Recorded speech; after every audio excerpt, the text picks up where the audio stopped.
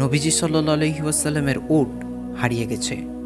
সাহাবীরা চারিদিকে তন্ন তন্ন করে খুঁজে বেড়াচ্ছে সেই উট, কিন্তু কোথাও হদিস মিলছে না। চারিদিকে ভালো রকমের একটা শোরগোল পড়ে গেল ব্যাপারটা নিয়ে। কোথায় যেতে পারে নবীজির এই ব্যক্তিগত বাহন? সবসময় যা হয়, ইসলামের শত্রুরা সুযোগের অপেক্ষায় হা করে বসে থাকে। কবে একটা মক্কা হাতে আসবে আর তারা নবীজি সাল্লাল্লাহু আলাইহি ওয়াসাল্লাম এবং ইসলামকে এক হাত নিয়ে ছাড়বে। পান থেকে চুন খসতে দেরি, কিন্তু সমালোচনা অপবাদের ঝুড়ি হাতে মুসলিমদের দিকে তেড়ে আসতে তাদের কোনো দেরি নেই। নবীজির উট হারিয়ে যাওয়াতে তারা ভালো রকমের একটা সুযোগ হাতে পেয়ে বসল। সাহাবীরা যখন হন্য হয়ে খুঁজে বেড়াচ্ছে উটটাকে, তখন মদিনার ইহুদিরা ব্যঙ্গ আর বিদ্রূপের সুরে বলতে শুরু করল, আহারে, মুহাম্মাদের অনুসারীদের হয়েছে এক জ্বালা। মুহাম্মদ নাকি তাদের স্বর্গমর্ত পাতালের সংবাদ শোনায় বসে বসে। কিন্তু দেখো, মুহাম্মাদের হারিয়ে যাওয়া উট কোথায় আছে তাই মুহাম্মদ বলে দিতে পারছে না তাদের। বলি, এত পরিশ্রম করে কী লাভ? তোমাদের নবীর কাছে যাও না, সে তো তোমাদের কত অদৃশ্যের ব্যাপারে জানায়।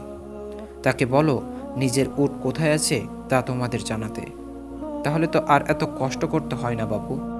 ইহুদিদের এমন বিদ্রূপ আর তির্যক মন্তব্য নবীজির দৃষ্টি এড়াতে পারেনি।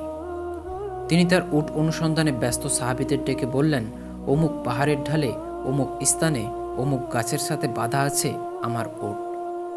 তোমরা অমুক পথ ধরে সেখানে যেতে পারবে সহজে। যাও, গিয়ে নিয়ে আসো উটটা। নবীজি সাল্লাল্লাহু আলাইহি ওয়াসাল্লামের বাতলে দেওয়া পথ ধরে সাহাবীরা উক্ত জায়গায় এসে একেবারে থ হয়ে গেলেন। ঠিক যে জায়গায়, যে পাহাড়ের ঢালে যে গাছের সাথে উট বাঁধা আছে বলে নবীজি জানিয়েছেন, তারা দেখতে পেলেন উটটা ঠিক সেই জায়গায় সেই গাছের সাথেই বাঁধা। তারা আল্লাহু আকবার ধ্বনি দিতে দিতে উটটাকে নিয়ে মদিনায় ফিরে এলেন। বলাই বাহুল্য, ইহুদিরা সেদিন নিদারুণভাবে অপমানিত হয় নবীজি সাল্লাল্লাহু আলাইহি ওয়াসাল্লামের কাছে। তারা ভেবেছিল এই ঘটনাকে খুব সাবধানে চেপে যাবেন নবীজি।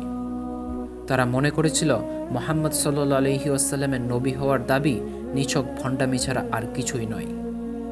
কারণ যে ব্যক্তি স্বর্গমর্তের অদৃশ্য বিষয়ে জ্ঞান বিলিয়ে বেড়ায় সামান্য উটের হদিস পেতে, তবে কেন তার সাহাবীদের নাস্তানাবুদ হতে হবে? এখন তাদের দাবিকে ভুল প্রমাণ করে নবীজি যখন সঠিক নির্দেশনা দিয়ে ফিরিয়ে আনলেন হারিয়ে যাওয়া উট, ইহুদিদের তখন আর মুখ লুকাবার জায়গা কোথায়? তবে এই ঘটনা বাড়তি আরেকটা ধারণার জন্ম দেয় মানুষের মনে। মানুষেরা বিশ্বাস করতে শুরু করে নবীজি সাল্লাল্লাহু আলাইহি ওয়াসাল্লাম নিশ্চয়ই গায়েব জানেন। তিনি অতি অবশ্যই অদৃশ্যের খবরাখবর জানতে পারেন। গায়েব জানার ব্যাপারে তার বুঝি অবাধ এখতিয়ার রয়েছে। কিন্তু এই ধারণা ইসলামের মৌলিক বিষয়ের সাথে মোটা দাগে সাংঘর্ষিক। নবীজির বাতলানো পথ ধরে গিয়েই সাহাবীরা উটটাকে খুঁজে ধরে এনেছিলেন। নবীজি ঠিক যেভাবে, যেখানে, যে অবস্থায় উটটাকে পাওয়া যাবে বলে জানিয়েছিলেন, ঠিক ওইখানেই, ওই অবস্থাতেই উটটাকে পাওয়া গিয়েছিল। ঘটনার এমন সরল সমীকরণ থেকে মানুষ এটা ভেবে নিতেই পারে যে নবীজি সাল্লাল্লাহু আলাইহি ওয়াসাল্লাম হয়তো গায়েব জানেন। না হলে এত নিশ্চয়তার সাথে একেবারে ঠিকঠাকভাবে বলে দিলেন কিভাবে? কিন্তু এই ভুল ধারণা নবীজি সাল্লাল্লাহু আলাইহি ওয়াসাল্লাম সাথে সাথে ভেঙে দিলেন। তিনি সবার কাছে দ্ব্যর্থ গলায় বললেন, তোমরা ভেবো না যেন আমি গায়েব জানি। আদতে গায়েবের কোনো কিছু জানা আমার পক্ষে সম্ভব নয়। আমি কেবল ততটুকুই জানতে পারি যতটুকু আল্লাহ সুবহানাহু ওয়া তাআলা আমাকে জিবরিলের মাধ্যমে জানান। এর বাইরে আর এক বিন্দু গায়েব জানার ক্ষমতা আমার নেই। আচ্ছা ভাবুন তো, সেদিন নবীজি সাল্লাল্লাহু আলাইহি ওয়াসাল্লাম ব্যাপারটা খোলাসা না করলে কি হতো? নিজেকে আরও বড়, আরও ক্ষমতাবান, আরও মর্যাদা সম্পন্ন হিসেবে প্রমাণ করার একটা সুবর্ণ সুযোগ তার সামনে এসে দাঁড়িয়েছে। এমনকি মদিনার ইহুদিদের কাছেও এক অসাধারণ ব্যক্তিত্ব, অতি প্রাকৃত ক্ষমতাধারী এক মানবতার বেশ ধারণের সুযোগও উপস্থিত। কিন্তু দেখুন, মানুষের চোখে বড় হওয়ার এমন লোভনীয় সুযোগকে কত অবলীলায় তিনি পায়ে ঠেলে দিয়েছেন। কত সহজ সাবলীল গলায় তিনি স্বীকার করলেন, এতে আমার কোনো কৃতিত্ব নেই।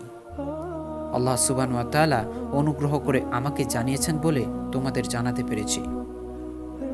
অসাধারণ কিছু একটা করলে সেটার কৃতিত্ব নেওয়ার জন্য আমরা মরিয়া হয়ে উঠি। কত দ্রুত আমাদের নাম, যশ, খ্যাতি ছড়িয়ে দেওয়া যায় সে চিন্তায় বিভোর থাকি সর্বদা। মানুষের চোখে বড় হয়ে ওঠার জন্য আমাদের সে কি কসরত। কিন্তু নবী জীবন আমাদেরকে এর উল্টোটাই শেখায়। যা কিছু আমার নয়, যা কিছু আমি করিনি, যাতে আমার এক বিন্দুও কৃতিত্ব নেই, তা নিজের বলে দাবি করে সাময়িক বড় হওয়া যায় বটে, কিন্তু নিজের কাছে এবং মহান রবের কাছে আমি ভীষণ ছোট হয়ে পড়ি। নবী জীবন আমাদের আরও শেখায় নিজের অক্ষমতা স্বীকার করাতে লজ্জা নেই, বরং স্বীকৃতির আনন্দ আছে। যারা মিছেমিছি বড় আর মহান সাজে তারা সত্যিকার অর্থে বড় নয়, বড় তারাই যারা সত্যটা নিঃসংকোচে স্বীকার করতে পারে।